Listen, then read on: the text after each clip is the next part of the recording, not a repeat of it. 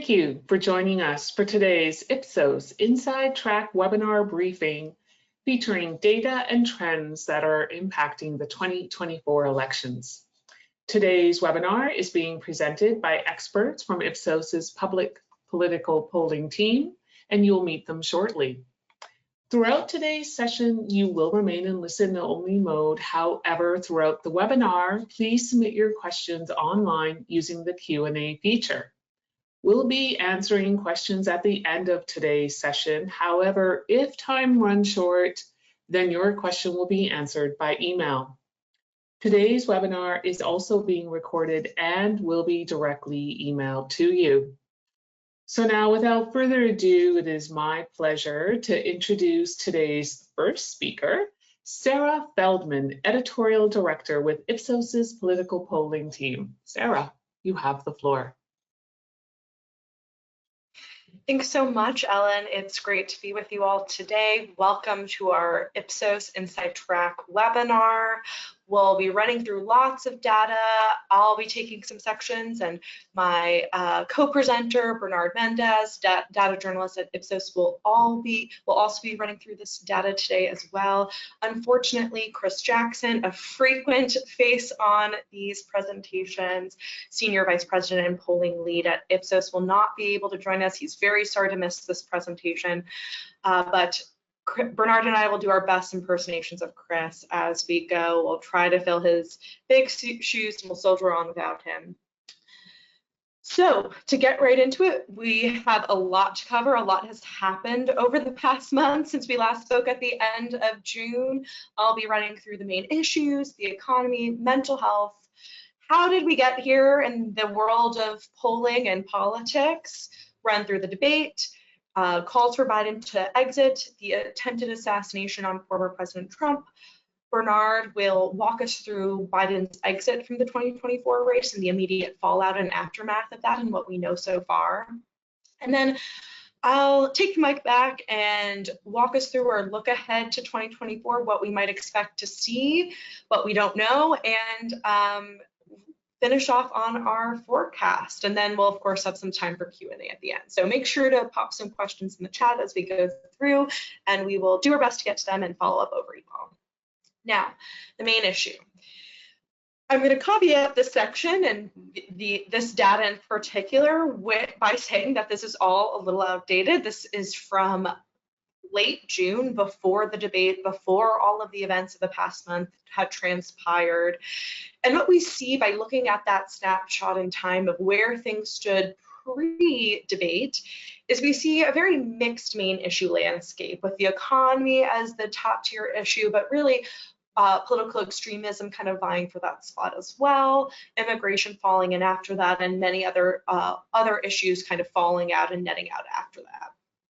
Now, when we look at that trend over time, when we look at how these issues have developed over the past few months, from June 2024 back to the beginning of the year, we can see that political extremism and the economy have really been the top two issues, the top two threats that Americans report feeling in their day-to-day lives and facing the country today. Immigration was a concern. It's kind of tapered off. But with so much having happened in the past month, we'll really have to see and check up on our main issue data coming out next week to see how all these events of the past month have really shifted the landscape. But that's all to say the landscape has been very mixed. The economy has been a real chief concern, followed by political extremism. And with such a mixed, volatile landscape, the news really has an opportunity to shift what people are concerned about and by extension, shape the presidential race. Now, I mentioned the news having a role to play in what people are concerned about. We've seen that really come through in our national polling data that we shared a few months back. And we also see that in this polling we've done with Syracuse University back in May. We can see that there's some real distinct differences in where Americans get their news from. Republicans are much more likely to turn to conservative news. Democrats are more likely to turn to national or cable news. But I do also want to draw your attention to the left side of the screen many Americans also get their news by talking to friends and family. And this is more of an opaque news source for researchers to understand how that goes on to influence their political behaviors, attitudes, and opinions. It's a little bit of a black box. We don't know what people are saying to each other exactly. And what we can see is that people who primarily get their news from these other news sources, talking to friends and family, tend to have more unexpected opinions, behaviors. Their views can shift and change in ways that are not quite as legible as respondents who maybe get their news from conservative news, cable news, a newspaper. So that's a really important way that this type of information is shaping the election. News source, people's primary news source, goes a long way in shaping what people are concerned about, who they say they're going to vote for, and whether they are going to vote. And so watching and paying attention to how news and primary news source shapes people's reality, shapes people's worries, will be an important theme and thread to follow this election cycle, and one we will be doing in the next few weeks and months. On that topic, zooming in on the main issue a little bit more, we have here the main issue, the top two issues, the economy and political extremism, broken out by key demographics, generation and race and education. And what we can see here is that some of the groups that Biden and Democrats more broadly were really struggling with, again, at the end of June, before a lot happened, was these younger Americans and Black and Hispanic Americans. And we can see that those are areas, those are groups that are primarily concerned with the economy, a real weak point for Biden at the time and Democrats overall. So the question, I think, looking ahead will be whether Harris, whether the Democrats in general can make up some ground and make some gains with these groups that have really been reporting to us that the economy has been the number one issue, and they were unhappy with Biden's performance on it. Now, given how important don't want to getting ahead of myself here, so much to cover. Before we get into the economy and kind of the meat of the presentation, I do want to take a second to zoom out and talk a little bit about some of the elections that have happened around the world, not just in the US. A lot has happened in the UK and France in the past month as well. Both countries have had elections, and what we know from these elections is that the polling was pretty spot on. When we look at Ipsos's final polling from each of these countries and compare it to the actual vote counts, we see that the polling was pretty accurate, was pretty spot on overall. And if you've been following these elections, you'll know that some of the seat counts in each election were a little off. And that's to say that polling is a source of information. It's a snapshot in time, and the analysis that experts, pundits build around it can really shift the narrative surrounding elections. And that's just a really important thing to be listening to and paying attention to as we move into the heat of the election cycle with so much volatility and uncertainty happening in the US in particular. So polling doing pretty well in elections around the world. And we'll be staying tuned to how the analysis is built around the US election in the days and weeks to come. Now, to the economy, as I mentioned before, it is one of the main issues driving the election. Main issues are very important in framing the election dynamics that play around. It's one of those important structural factors that shape elections and how people are feeling about them.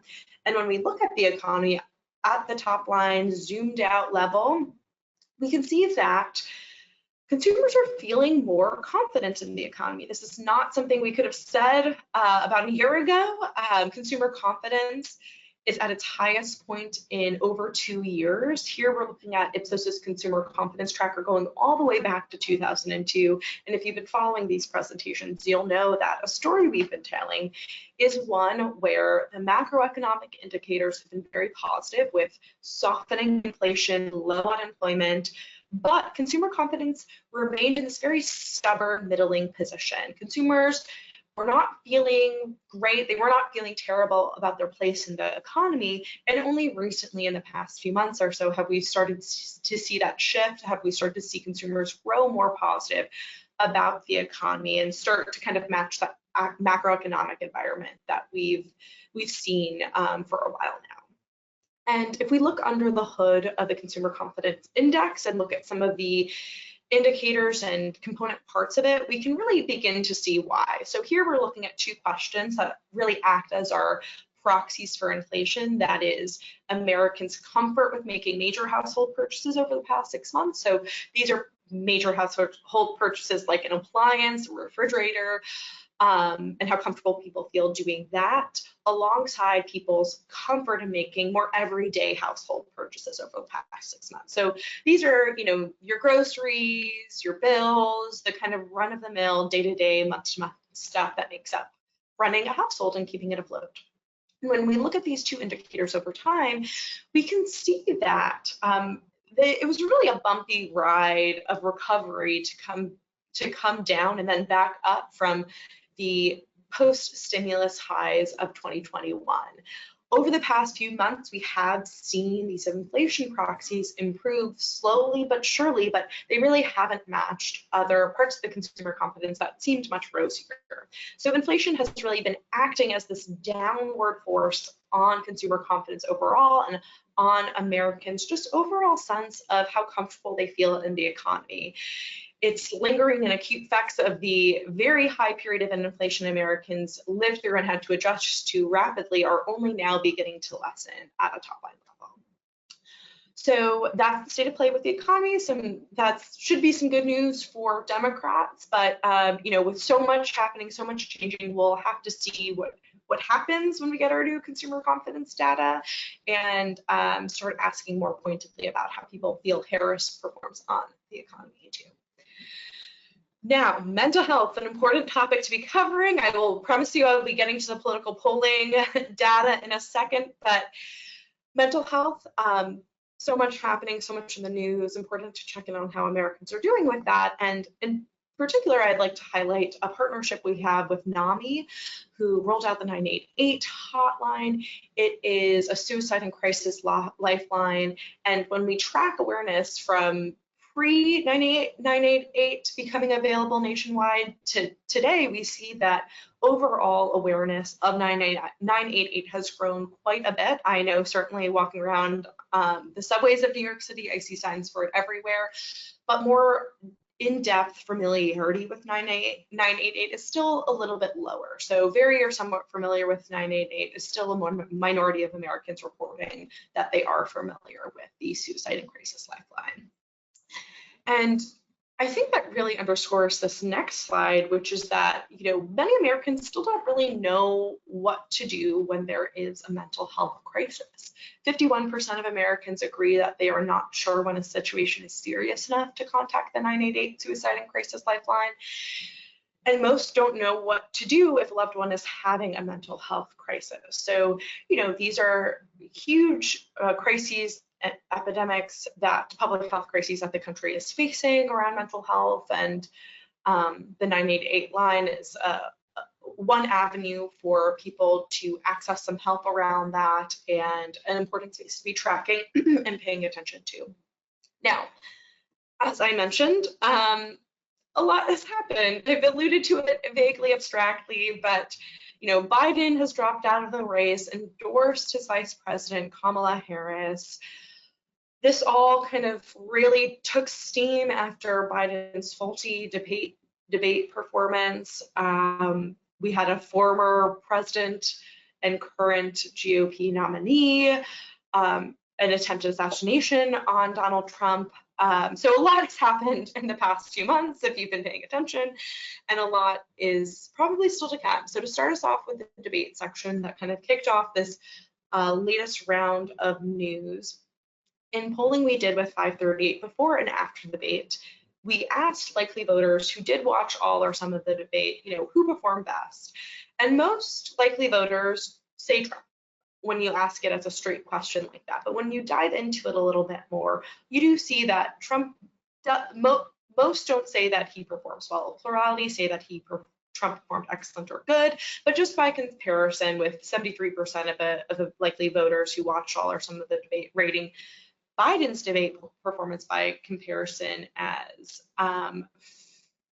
fair or poor, you can really see the story of the debate here. Trump is seen as winning, but really only because it's in comparison to Biden. And I think important context to build into this slide is that when you look at debate performances of Trump going back to 2016 when he debated Hillary Clinton, going back to 2020 when he debated Biden, then when they were both running, Trump has not been seen as doing well in any of these debates historically. This is the first debate where he is seen as quote unquote winning, and he's winning just because his debate opponent was really seen as doing very poorly and terribly.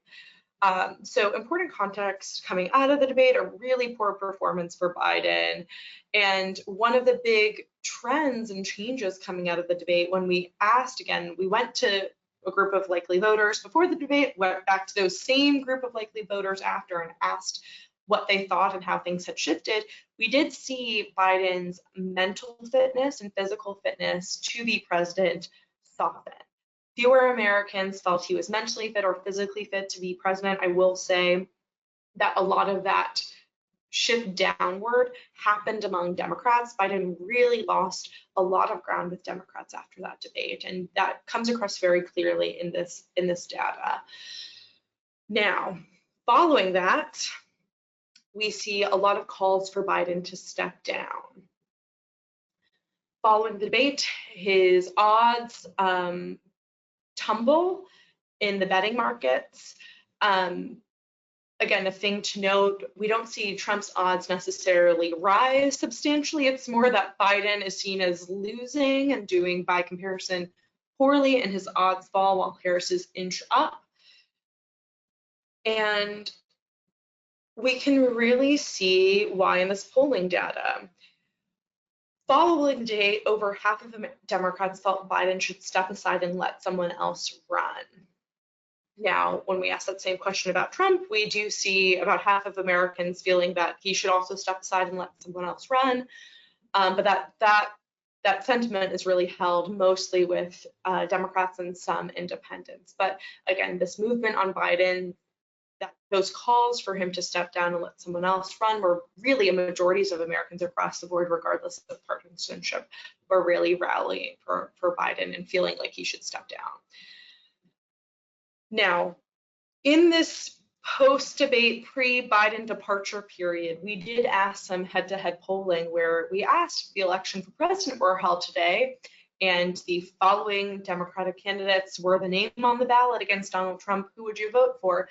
And in the beginning of July, we don't see any one candidate really have, or any one Democratic politician really have a distinct advantage. The only Democratic political figurehead that does is Michelle Obama, who really blows Trump out of the water with this polling, but everyone else is really more or less at a statistical tie with Trump, not doing any better than Biden. But, you know, that's still to say that most Americans wanted Biden to end his campaign for president. And I think that slide and this slide really underscore how uncertain who might be appropriate to step in Biden's place. There wasn't a lot of agreement among the public. This is polling we did actually just this weekend, the day before Biden stepped down from the ticket on Sunday. We released this to ABC News that morning, so it was very fresh, the last real full read on the situation. And we found that 3 in 5 Americans felt that Biden should end his campaign for president and have the Democratic Party select a different candidate. Fewer felt that he should continue his campaign. But when we asked those same Americans, you know, who would you feel is appropriate for being the Democratic nominee, it was quite mixed, with Harris taking the top position with 2 in 5 being satisfied with her as the Democratic nominee.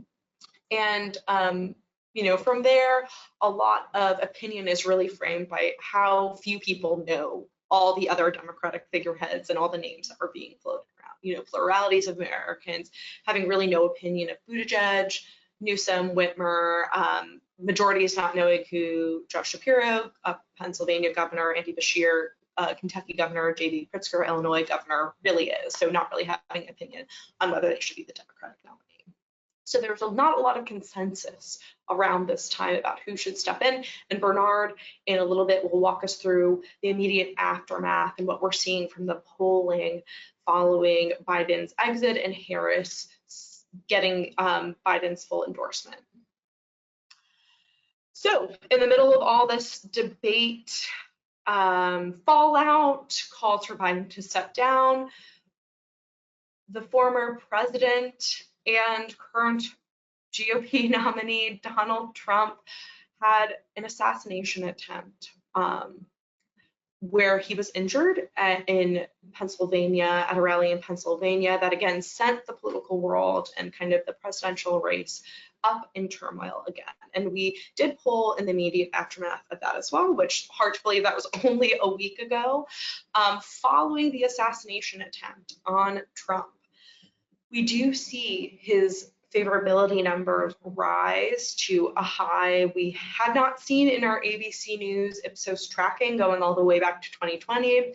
His favorability rose about 9 points between the end of May and immediately following the assassination attempt. That puts him at quite a bit higher than Joe Biden. And again, suggests that there was some rallying around Trump following the assassination attempt. Now, this moment in American history, this moment in our politics, is one that is infusing people with a lot of fear, a lot of worry. Most Americans, really regardless of partisanship, are concerned about politically related violence. And what's, I think, important to note here is that when we ask Americans how concerned they are about political violence, and people being attacked because of their political beliefs versus people being attacked because of their religious beliefs, we do see more widespread concern about people being attacked because of their political beliefs, I think underscoring just this very fraught, this very tense and volatile moment our politics is in right now, and how that is really being filtered out to the public. And most Americans are very afraid of that type of violence, political violence. In fact, when we look at polling over time and we compare how concerned Americans are that extremists will commit acts of violence after the election if they are unhappy with the election outcome, we do see more Americans now saying that they are more concerned about this type of political extremism following the election. Back in May, in the middle of May, we saw about 2 in 3 Americans saying that they were concerned about extremists committing acts of violence. Now, following the assassination attempt on former President Trump, we see about 4 in 5 Americans reporting this level of concern, and a concern that is, again, spread out across the public regardless of partisanship. So Americans are feeling very tense, they're feeling very concerned, they're feeling very afraid of the violence that could come out of this very fraught moment. Now, one of the narratives that came out of the assassination attempt on former President Trump, and that we saw really pull through as a thread in the GOP convention, was, why in hell Trump was saved, right? 2 in 3, we see when we ask Americans whether they agree or disagree that in surviving, Donald Trump was favored by divine providence or God's will. 2 in 3 Republicans say that they think that really in Trump surviving, he was favored by some act of God, and very few Americans outside of that believe that. But there is this sense, and something that was really underscored in the convention, that Trump was chosen, and that is favored, and is a widespread sentiment, not just being said by pundits or political operators at conventions, but it is something that is filtering out to the public, and particularly with Trump's base of Republicans. Now, with that, how does this all factor into the election? Well, when we look and asked, again, in polling that we conducted after the assassination attempt, but before Biden exited the ticket, the Democratic nomination for president in 2024, we do see that slightly more Americans trust Trump than Biden to unite the country, but more Americans also blame Trump for the risk of politically motivated violence. So slightly more, 2 in 5, trust Trump to do a better job uniting the country as president. This is an area that Biden was seen as weaker on, but also more and almost 2-to-1 blame Trump for the risk of politically motivated violence in this country. So this is a very mixed position. Again, I think this really speaks to how volatile, how much has been in flux over the past few weeks, and how the public is still trying to absorb what has happened and what that might mean for the presidential election in November. And so with that, I will turn it over to Bernard, who will run down the aftermath, the fallout, what we know, and what the data is saying from Biden's exit from the 2024 presidential race. Bernard, over to you. Yeah, thank you, Sarah. So yeah, we'll run through a bit of the aftermath of what happened after Biden left the 2024 race. So on the next slide, obviously we saw in earlier slides, there were a lot of Americans calling for Biden to step out of the presidential race. This was also echoed by Democratic Party elites, Democratic politicians, donors, and really across the board, we see that most Americans, after Biden did step down, actually approve of Biden's decision to do so, pretty much including Democrats, including Republicans, independents, which is pretty surprising. It's hard to find questions these days when it comes to politics that everyone agrees on, except I guess for Biden stepping out of the presidential race.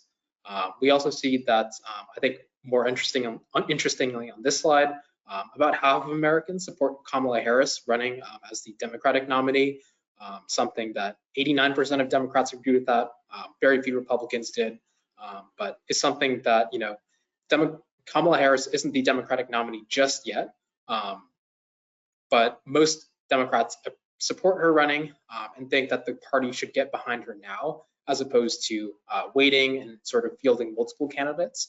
That's sort of what the Democratic Party is doing now. I don't really think there are any names that are really being seriously floated as an Democratic alternative to Kamala Harris. I think most of the delegates that would vote on the Democratic nominee are pledging to vote for Harris.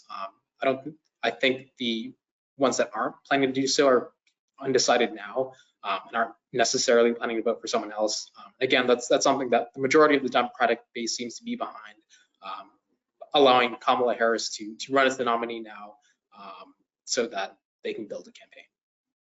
So on the next slide, we see that after Biden dropping out, Trump and Biden's favorability stayed pretty much the same, which isn't really surprising given that these two polls were conducted with in about a week span within each other. But we did see a slight increase for Kamala Harris when it comes to favorability, which is kind of surprising. We also saw that J.D. Vance, obviously who was announced as the Republican vice presidential candidate, he was pretty unknown, relatively speaking, before Biden dropped out. This poll was took place right after Vance was announced, so people are still getting used to him, learning who he was. And Americans still are learning who he is, but his favorability increased, his unfavorability also increased.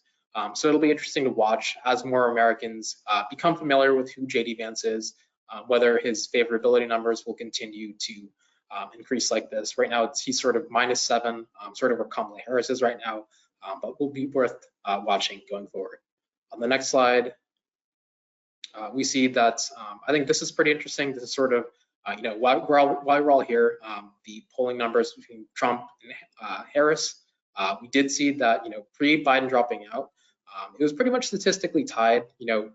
Kamala Harris had slightly more votes for her than Biden, but that's still pretty much within the margin of error.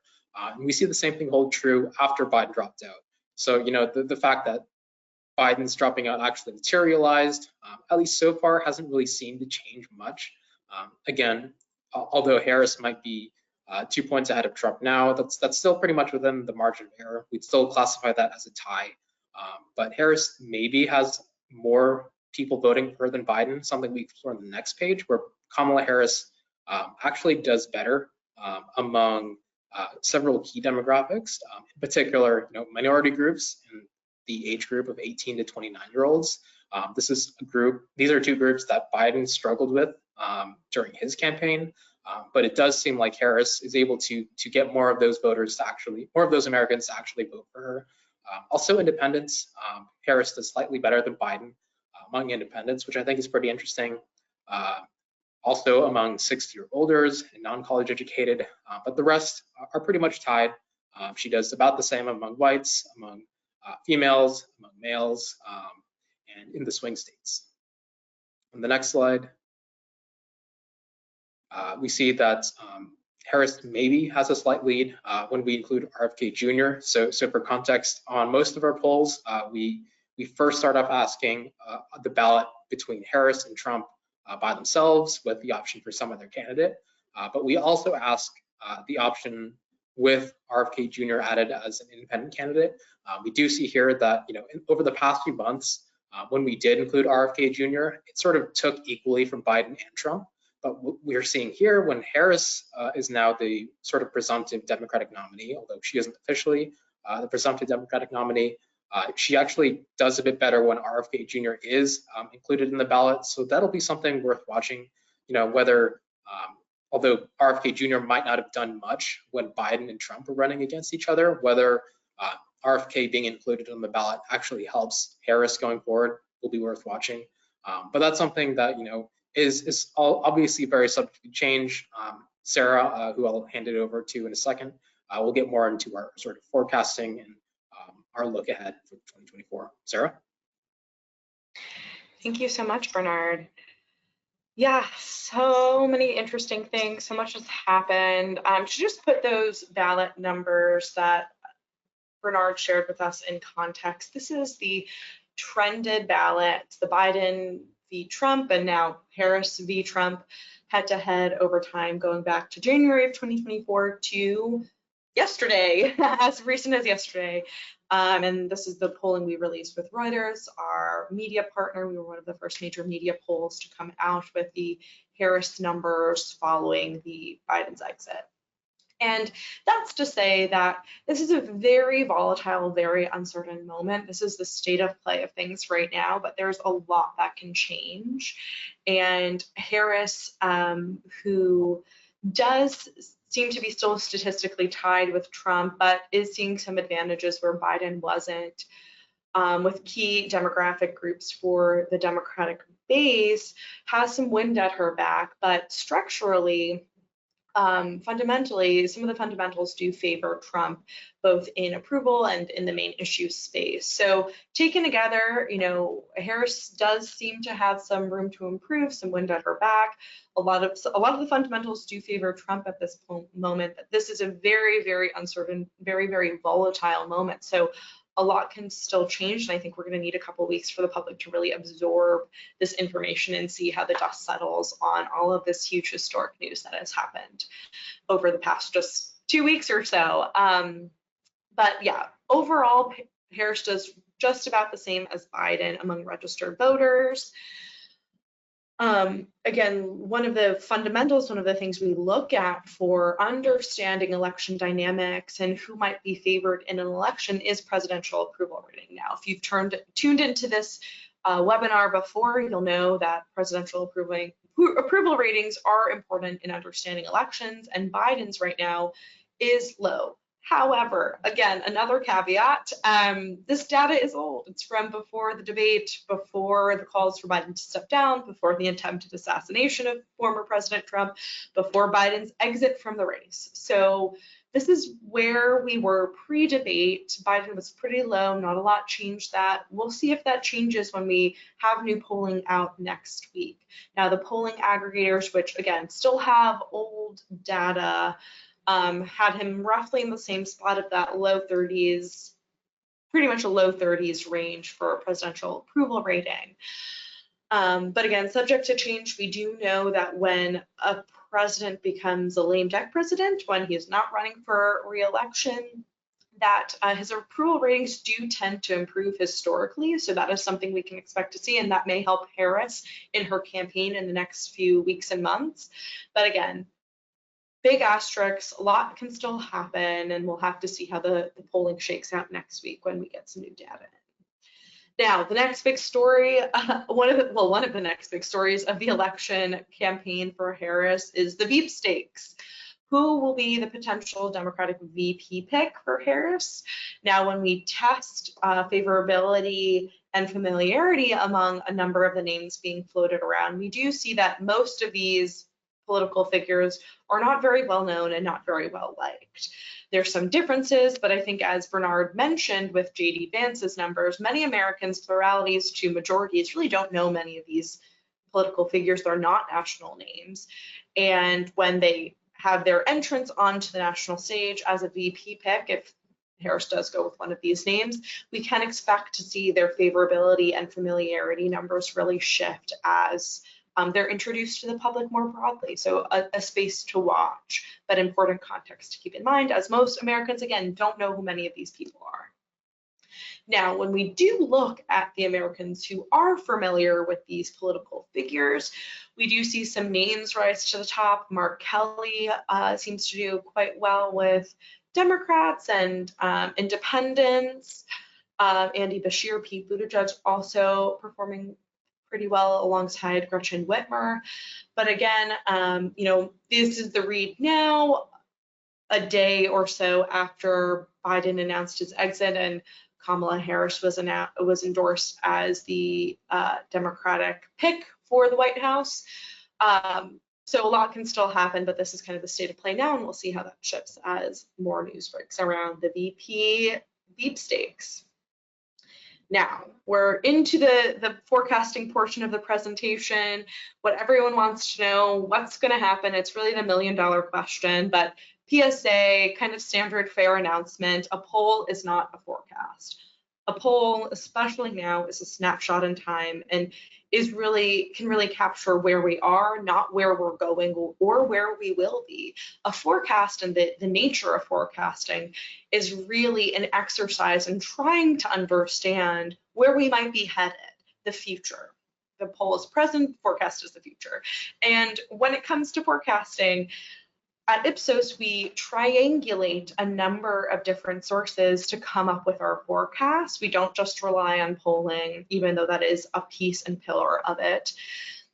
And right now, a lot of the sources of information we turn to forecast are really scrambled. A lot is up in the air. There's a lot of uncertainty. A president has not dropped out of the race at this late in the game, at this juncture in modern American polling or politics. So there's a lot that people are still trying to make sense of, and that is going to mean that polling and also forecasting has a high degree of uncertainty cloaking it right now. And that's just a really crucial thing to remember in this very fluid and volatile time over the next few weeks. We can expect as we move ahead, as the dust settles, absent more crazy things not happening, that we can start to get a better read on the shape of the race. But for this moment in time, things are very uncertain, and that's important to keep in mind. Now, using our scenarios to understand where we might be headed, for the better part of this year, we are really in the status quo scenario. Briefly moving into a trends continue scenario, status quo really favoring Trump, trends continuing really favoring Biden. Now that has all been thrown out the window, everything has changed. We are decisively and firmly in a black swan scenario, as represented by all the red exclamation points and arrows on this chart. A candidate dropping out 4 months before an election is while maybe not unforeseen event, in the lead up to it, an extremely historic and unprecedented event. And I think, so what that means for the rest of the year, what that means for who might win or the indicators to really watch is yet to be determined. There's still a lot of fallout and ripple effects that we are trying to get a read of and handle on in the weeks and months to come. But something I think that's really important to underscore is that we haven't just had one black swan or wildcard event over the past week, 2 weeks. We've had two, with a candidate dropping out and attempted assassination on a former president and current candidate for president. So again, very volatile, a lot of uncertainty, a lot radically changing the context of this election and the shape that it is taking. So we in this moment, it's really crucial to not get over your skis and to really be paying attention to the data, how it develops, and where we might be headed the next few weeks as the dust settles on all of this really historic and ever-changing news. Again, this is some of the sources we turn to for our forecasting models, academic experts and aggregators, and it is all out of date. If someone's trying to tell you that they are certain X is going to win, do not believe them. Everything's out of date. We're still trying to get a handle of what's happening. We're in a moment of increased uncertainty. So, you know, what was before is not now, and that's incredibly important to understand. But that's to say that even as there is a lot that has happened, a lot that is unprecedented, we do understand and know some fundamentals of presidential elections. And one of those is that presidential approval ratings does correlate closely with a candidate's odds of winning. Higher presidential approval rating improves a candidate's odds of winning, but baked within that are some advantages associated with incumbency. So Biden was the incumbent, he was president, he was going to run again for a second term. And what we know from global polling and analysis we've done is that an incumbent with a 39% approval rating, that's where Biden's approval rating remains right now, even though this is roughly outdated, gives that president a roughly 50-50 odds of winning the election. However, when we disaggregate the data and look not just at incumbents, but at their successor candidates, so that is who Harris is in this scenario, we do see that their odds of winning are steeper, are harder. They have an uphill battle given lower presidential approval rating. So at Biden's approval rating right now, 39% or so, a successor candidate has about a 1 in 8 odds of winning the election. So that is a fundamental, that is a headwind that is working against Harris right now when we look at our global analysis or global election work, and something to keep in mind. But again, this is an analysis, this is what has been, this is not to say that Harris is certainly not going to win, this is not a prognosis or a prescription by any means. This is just kind of where she stands in relation to historic and global polling on these types of relationships to their odds of winning. Now, as I said, forecasting is the exercise of trying to understand what will be. And when we look at the different inputs for our forecast, we see a lot of mixed signals and a lot of question marks because we don't have a lot of data or information on them right now in the immediate aftermath of Biden's exit. Looking at the polling aggregates, we do see, about a 1 in 2 chance for Harris nationally in the Midwest, Southeast, Southwest favors Trump. Ipsos's polling, we don't have any swing state polling yet. Our polling that we released in the direct aftermath of Biden's exit was a toss-up, a statistical tie, so 1 in 2 in favor of Harris. Like I said, that base rate model, we're putting her at we're putting her at a 1 in 4 odds.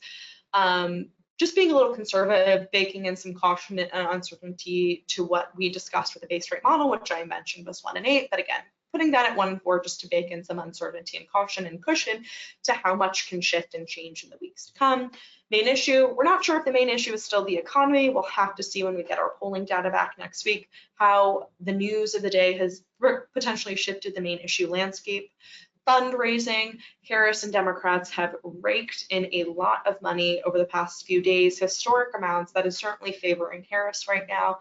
Attention, again, a space that has shifted. This is an area where we do see Trump have some advantages. That is one of his superpowers as a political candidate is his ability to attract attention, to attract free attention too as it comes to campaigning. And the favor was really with him last week, but after Biden's pivot and exit from the race and endorsement of Harris, we have seen the spotlight really turn to her and Democrats, and her campaign really capitalize on that with a lot of viral media moments. So again, a space that they're really splitting honors with right now, but we can expect to change, and we'll see how that continues. And that really prices us out into a 2 and 5 odds for Harris, really Trump being the favorite right now. But again, so much is changing, so much has changed. This is the picture right now, but I think to really say with any certainty what might happen, we'll have to give it a couple weeks to see how everything shakes out and how the dust settles. So with that, that will be the conclusion of our presentation today. We appreciate you all joining us. Please pop in some questions into the chat. Bernard and I will do our best to answer them, and any questions we don't get to, we will certainly make sure to answer over email. So with that, I will pop into the questions.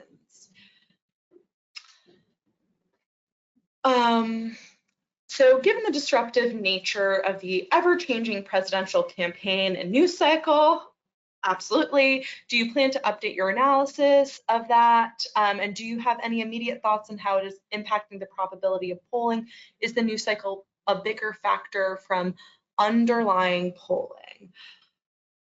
Sure, so a really important question, given the disruptive nature of the presidential campaign and news cycle right now, we do absolutely plan on updating our analysis and our odds and sourcing some of our forecasting inputs in the days and weeks to come.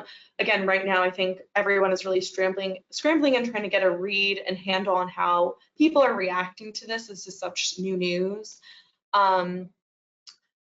We can't say for certain how that might all price out. Again, the fundamentals are favoring Trump, but Harris does have some wind at her back in ways that Biden just didn't in the weeks leading up to his departure. So again, there's some in favor of Harris, some in favor, some signs pointing in favor of Trump, but we'll see how the news cycle impacts kind of these fundamental dynamics and update our analysis with you all. That is a plug for you all to tune into our Inside Track webinar next month, August 21st, when we have a better idea of kind of how some of this has shaken out. So it would be, let me just pop out the question box so I can get a good read of this. It would be interesting to see how Democratic voters feel about the nominee being selected from them, so circumventing a primary versus having the voters select their presidential nominee. Do we have any questions that kind of address that? So, you know, in this very fluid period between Biden's poor debate performance and his departure from the race, we didn't really test, not to my knowledge, Bernard, chime in if you remember any questions we asked about this. I don't believe we actually tested how Americans and Democrats in particular felt about, you know, a circumvention of the primary process. What I can tell you is that most Americans and most Democrats felt that Biden was too old to serve and were not really satisfied with his candidacy for the White House.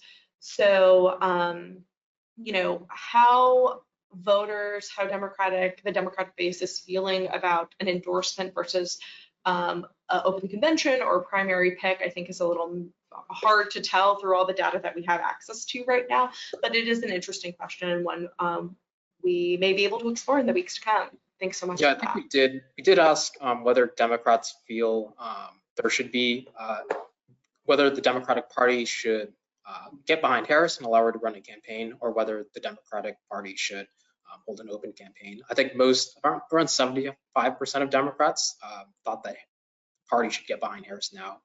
So I think that's not all Democrats, but I think most Democrats are sort of just rallying behind Harris and wanting her to launch the campaign immediately, as opposed to sort of holding a more open convention.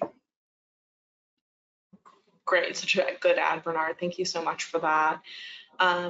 And if you have any questions following up from that, please reach out to Bernard and I, and we're happy to answer them.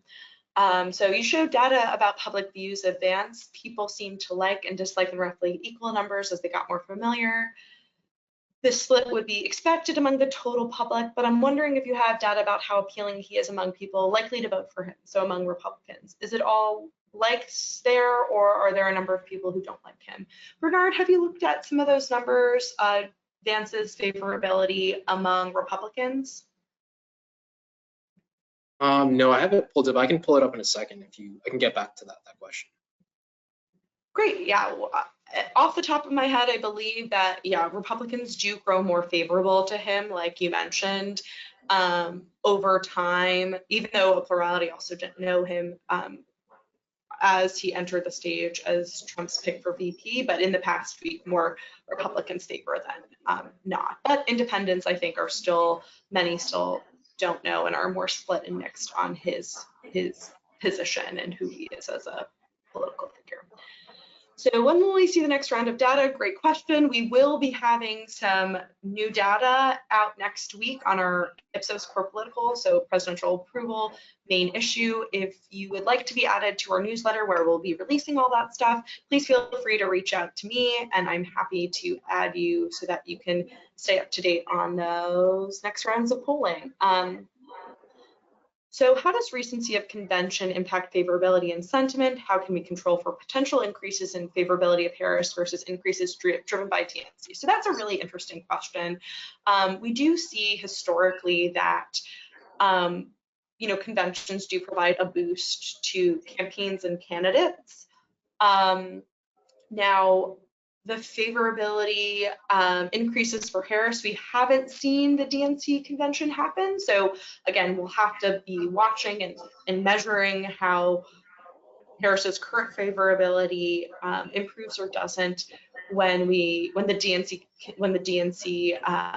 convention does happen. But in the past week, we have seen her favorability inch up just with Biden endorsing her as his pick for who should be the top of the ticket for Democrats. So, that favorability has moved just in the lead up to the convention with all the news that is broken, and we'll definitely be sure to see how that changes when the convention does happen. So, do changes in interest rates by the Fed affect economic perception? So, really great question, given we are expecting some changes and developments on interest rates from the Fed in the next few months. Overall, on the top line level, interest rates do not immediately affect people's economic perceptions. Most people are not tuned into economic news that closely or not seeing those interest rates affect their groceries or gas bills, which are really the kind of sensitive pieces to the sensitive components people have or hold towards inflation. Interest rates, if we looked at perhaps people buying a major purchase like a car or house, we might expect to see people a little bit more sensitive to interest rates, but overall Americans aren't incredibly aware or tuned into what's happening at the Fed, and that's not exactly what's framing their economic perceptions, but the ripple effects and knock-on effects of interest rates changing can hold down the line effects for Americans overall. So I see this is kick to me. I will also kick it to Bernard. A lot has happened over the past few weeks. Bernard, is there anything that's the biggest surprise for you in the data?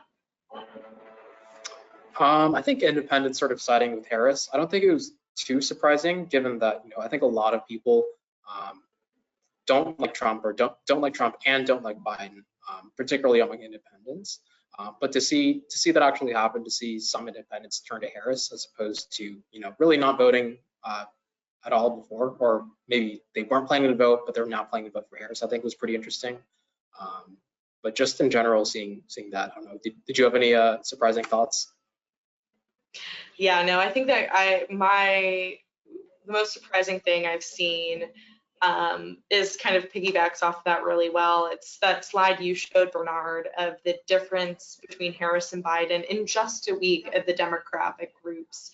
Harris's advantage with younger Americans, younger minority groups. These are real weaknesses Biden had, and in just a week to see that improve 9 points for Harris, I think is a positive sign for her. Again, this is all very much subject to change. We'll see how that develops in the weeks to come, but that was a big surprise. I didn't expect that much movement in a week's time for some of those groups. So I'll also say I thought it was maybe shocking, but not fully surprising, the 2 and 3 Republicans who felt that Trump being surviving the assassination attempt was divine intervention. Just to see those convention narratives filter out so fully to their base, I think really underscores kind of the potency of the messages they're sharing, and was something that I was, again, maybe not surprised, but shocked to see in such black and white in the data too. Well, this has been an eventful month. It's been an eventful presentation. We very much appreciate you taking the time out of your day and walking through this with us and going on the crazy ride this election has been to date and all that's to come. We really hope you join us for our next Inside Track webinar, August 21st, where hopefully fewer crazy things have happened and some of the dust can settle on the race and we can really have a full understanding of the shape the race is taking, with Harris in the driver's seat for Democrats. Till then, we will be releasing all of our new polling on our Ipsos News and Polls website. If you have any questions, please feel free to reach out to Bernard, myself, or Chris.